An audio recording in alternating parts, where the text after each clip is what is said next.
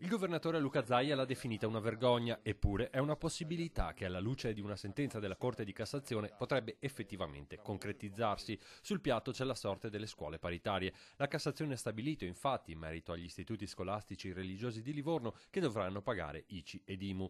Un precedente che non è legge ma che, temono gli addetti ai lavori, potrebbe aprire la via ad una richiesta simile per tutti gli istituti paritari.